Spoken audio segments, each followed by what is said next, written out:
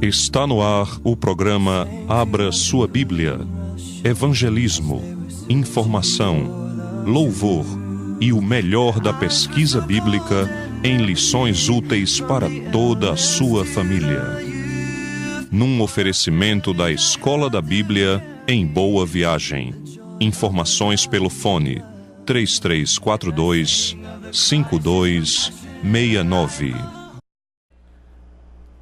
Olá, mais uma vez nós estamos aqui, eu, o Ricardo Sobral, professor do Seminário Ebenezer, juntamente com o Álvaro Pestana, também professor do Seminário Teológico Ebenezer, trazendo esses estudos que nós estamos dando continuidade. Aqui, como nós falamos ontem, vamos ter 10 estudos falando sobre os 10 mandamentos. Como vai, professor Álvaro? Tudo bem? Tudo bem, professor Ricardo. Olá, queridos ouvintes. Mais uma vez, é com grande satisfação que nós vamos abrir a escritura no programa Abra Sua Bíblia do Seminário Teológico Ebenezer. Falando em off com você, eu vi que você tinha colocado essa questão dos 10 mandamentos em blocos, agrupando alguns mandamentos junto de outros. Então, se você pudesse explicar agora para os ouvintes que a gente estava comentando, seria importante até.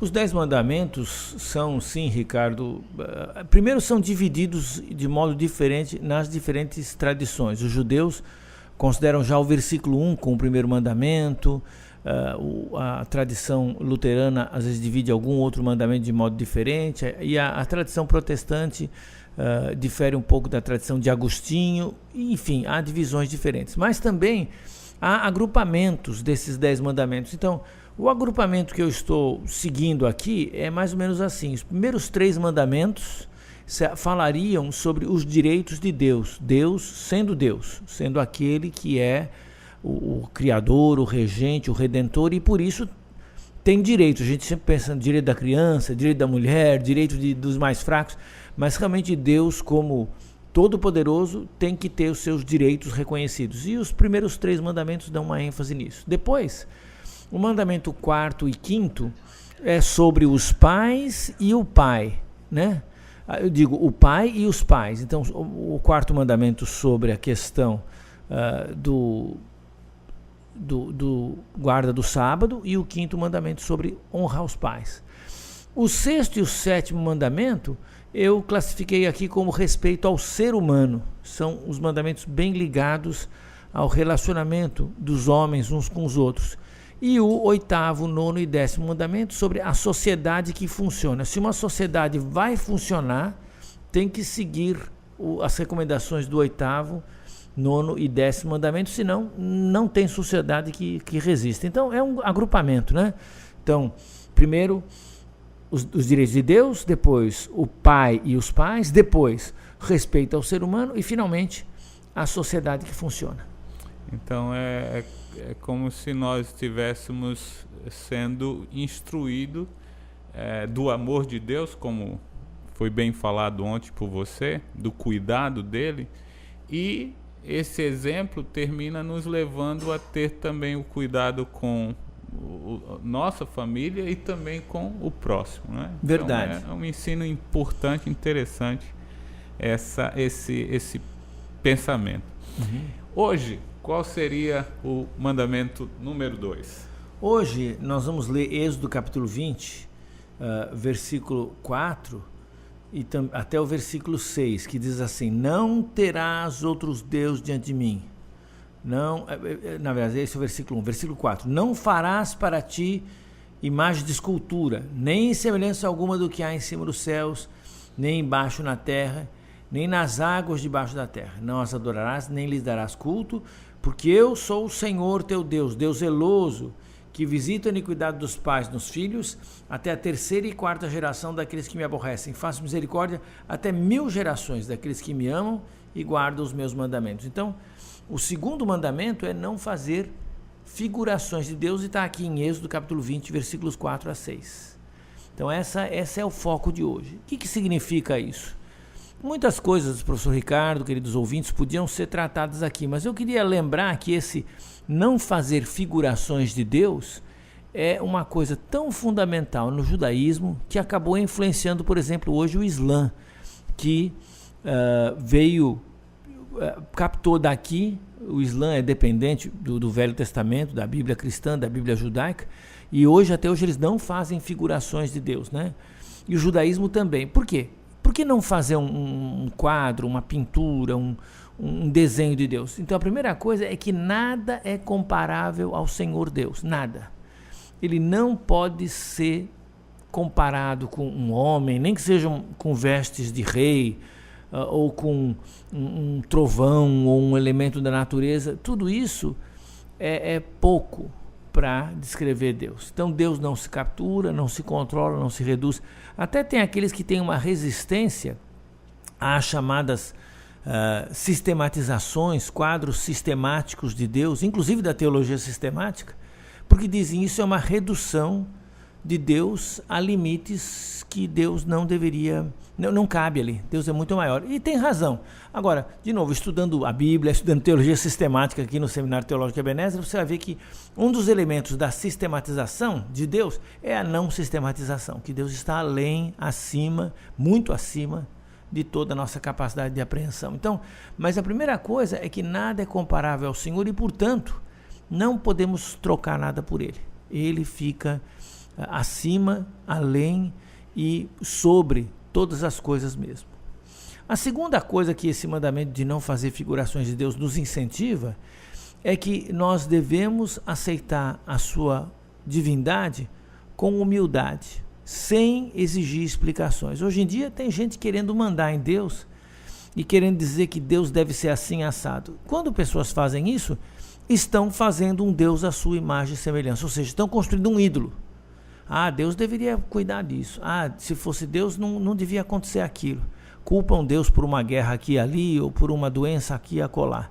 O ponto é que nós não podemos fazer figurações de Deus, controlando Deus, dizendo Deus tem que ser do jeito que eu acho que tem que ser, né? Deus é como Ele é. E Ele se revelou na história do Velho Testamento, sobretudo se revelou na pessoa de Jesus na Bíblia, até na igreja. Mas Ele se revelou com metáforas parciais que nos ensinam parte da sua glória. Por exemplo, a Bíblia fala que Deus é Pai, mas Ele não é. Essa metáfora vai até certo ponto. Senão, quem que é o avô da gente, né? Se Ele é pai, quem é o avô, quem é o bisavô? Aí nós extrapolamos, né? Deus é um rei, mas um rei geralmente oprime ou faz uma lei injusta, e Deus não faz nada injusto. Ele é o Senhor. Enfim, essas revelações que Deus nos dá são dicas que nos ajudam, mas nós, com humildade, aceitamos que Deus é sempre mais e maior do que nós podemos imaginar. E por isso sobra o elemento da fé. A fé é o elemento fundamental do relacionamento com Deus. Por quê? Porque sem fé é impossível agradar a Deus. Se a gente quisesse relacionar o relacionamento com Deus completamente compreendido dentro das categorias do nosso pensamento, não haveria fé, haveria uma completa apreensão de Deus. E uma vez Moisés pediu: Senhor, mostra para mim como é que o Senhor é. Deus disse: não dá, Moisés. Você não consegue me ver e viver. Então é essa confiança que a Bíblia pede quando diz: não farás para ti figurações de Deus. Então, professor Ricardo, a ideia desse segundo mandamento é de uma busca da presença de Deus, mas também uma aceitação humilde da distância que existe entre Deus e qualquer que seja a nossa representação mental, até a nossa teologia não alcança a Deus. E nessa humildade nós vamos acabar seguindo melhor a Deus do que se nós pretensamente soubéssemos tudo sobre Deus. É muito interessante isso que você está abordando, porque dessa não limitação ao ser humano, né? Porque quando há uma figuração, quando o homem tenta formar um ídolo, uma imagem, tira a onipresença de Deus, né? Exato. Ele está ali, leva ele para lá, leva ele para cá. Então isso é muito interessante, essa questão, porque às vezes nós ficamos nessa dificuldade de limitar Deus quando ele é assim, não dá para ler, não dá para perceber, não dá para alcançar. É muito importante isso realmente para nós. E a revelação que temos de Deus na Escritura, então, ela não pretende ser exaustiva, não vai dizer tudo, mas vai ser o suficiente. Dá para conversar com ele. É como um pai que diz para o filho: filho, vou lhe dar uma instrução, confie em mim. Alguma coisa você só vai entender quando for velho como eu.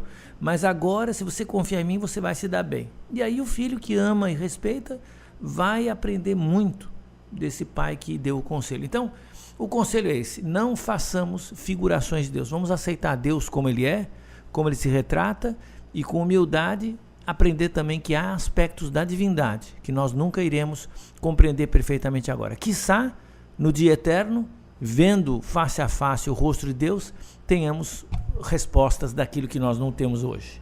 Muito obrigado, professor Álvaro. Então, gente, estamos esperando você amanhã para dar continuidade a esse bom bate-papo bíblico. Que Deus possa abençoar você e toda a sua casa. Fique com Deus e até mais. Venho a ti, sem nada em minhas mãos, mas meu coração deposito aos teus pés.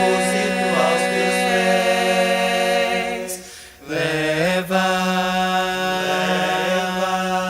a tua presença, ouve, ó Deus, a minha oração. Tu és meu Rei e meu Senhor, eu trago a ti o meu louvor, em sacrifício a ti, meu Deus Altíssimo, por tudo que fazes por mim, as minhas mãos elevo a ti.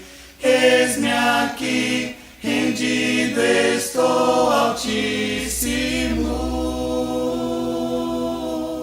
Tu és meu Rei e meu Senhor, eu trago a ti o meu louvor, em sacrifício a ti, meu Deus Altíssimo, por tudo que fazes por mim, as minhas mãos elevo a ti. Eis-me aqui, rendido estou, Altíssimo. A Escola da Bíblia apresentou o programa Abra Sua Bíblia, Evangelismo, Informação, Louvor e o melhor da pesquisa bíblica em lições úteis para toda a sua família. Num oferecimento da Escola da Bíblia em Boa Viagem. Informações pelo fone 3342-5269.